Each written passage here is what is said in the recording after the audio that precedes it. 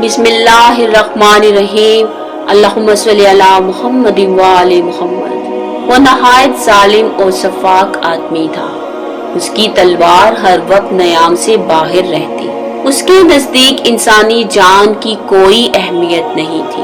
वो ऐसा बदबख्त था कि हुर्मत वाले महीनों में भी खूनरेजी से बाज नहीं आता था। इराकियों और अजमी मुसलमानों से उसका सलूक नहायत जालिमाना था। वो सख्त मुतअस्सिब और संगदिल जर्नैल था। उसने यमनियों को बिला वजह जुल्म का निशाना बनाया और इसी तरह कूफा और बसरा के मुसलमानों के खून को पानी की तरह बहाया। ये वही संगदिल था जो खानदाने रसूल का खून बहाना खुद पर वाजिब करार देता था।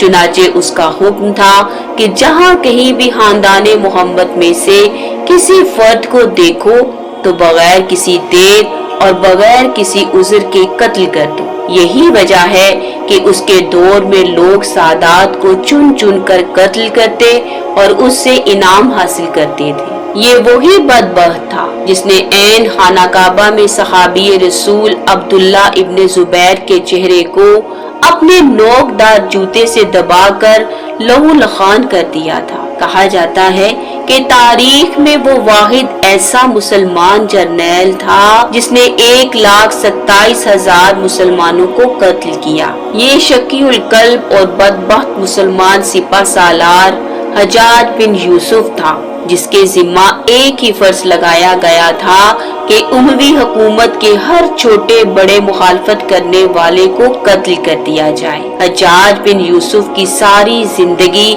इस फर्ज को पूरा करते गुजर गई। उसका मुकम्मल नाम अबू मोहम्मद हज्जाज बिन यूसुफ बिन हकम था। वो ताइफ में पैदा हुआ। परवरिश और इब्तदाई तालीम भी यही मुकम्मल हुई। तालीम से फारिग होकर वो ताइफ छोड़कर दमिश्क पहुंच गया और किसी न किसी तरह खलीफा अब्दुल मलिक बिन मरवान के वजीर की मुलाजमत हासिल करने में कामयाब हो गया।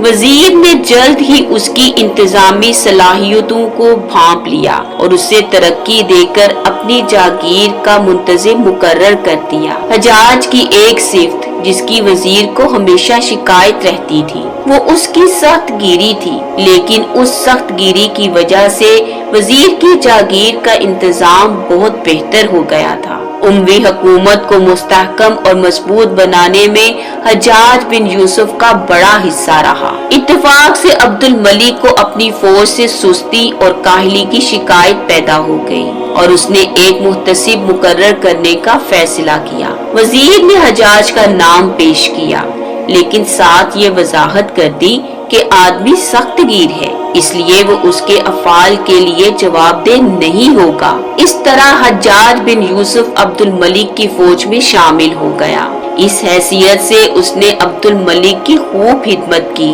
और उमवी फौज उससे दहशत खाने लगी। यहाँ तक कि खुद वजीर का दस्ता भी उसकी सख्त गिरी का शिकार हुआ, हालांकि वो खुद कई साल इन्हीं में शामिल रहा था। अब्दुल मलिक ने जब इराक पर हमला किया तो मुसअब बिन जुबैर के खिलाफ उसके सख्त इक़दामात ने अब्दुल मलिक को कायल कर दिया कि हज्जाज इसके कहने पर कोई भी इक़दाम कर सकता है और उसके लिए इखलाकी और मजहबी हदूद अबूर करना कोई मुश्किल नहीं। अब्दुल्ला बिन जुबैर रजी अल्लाह इस वक्त मक्का में पनाह गुज़ीन थे और अब्दुल मलिक को उनकी हुकूमत खत्म करने के लिए किसी ऐसे शख्स की तलाश थी जो अब्दुल्ला बिन जुबैर का खातिमा कर सके। चुनाचे हज्जाज को इस मुहिम का इंचार्ज बनाया गया। उसने मक्का की नाकाबंदी करके गजाई बहरान पैदा कर दिया और काबा पर संगबारी की। जब शामी खाना काबा की हुर्मत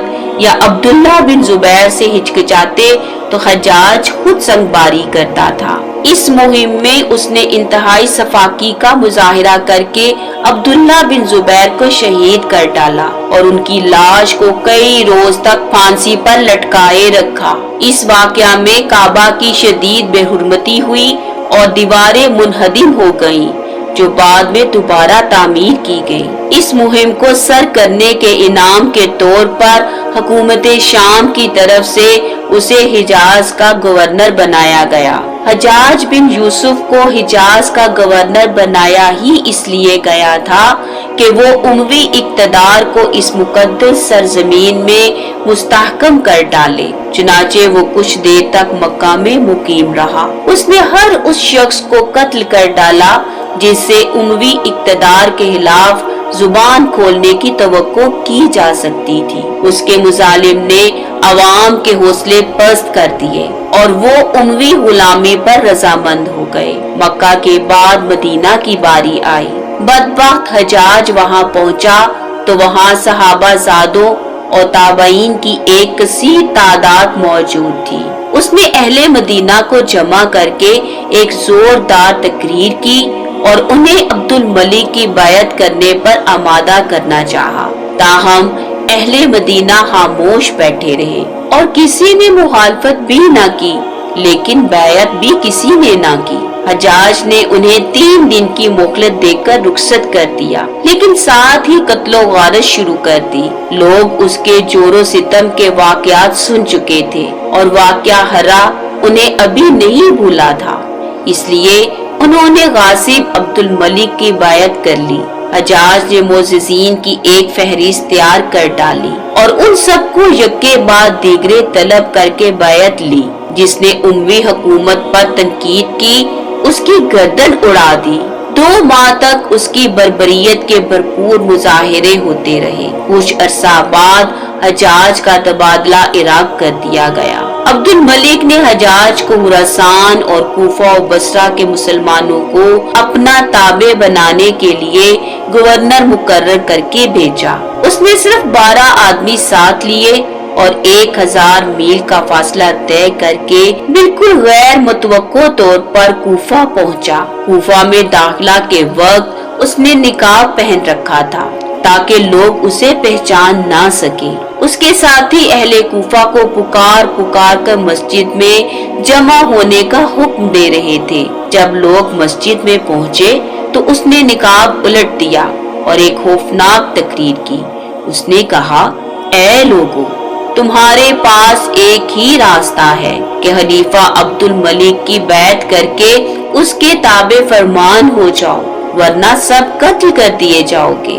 अहले कूफा इस हद तक डराए गए कि उन्होंने फौरन इस हुक्म की तामील की। फिर हज्जाज कूफा से बसरा पहुंचा और यहाँ भी अपने जालिमाना रवैये से लोगों को मरऊब कर लिया। उसने सहाबी अनस बिन मालिक की सख्त गुस्ताखी की और उनके बेटे को भी कत्ल कर दिया। हज्जाज ने वलीद बिन अब्दुल मलिक के अहद में फतूहात पर ज्यादा जोर दिया और तुर्कस्तान और सिंध में बेशुमार फतूहात की।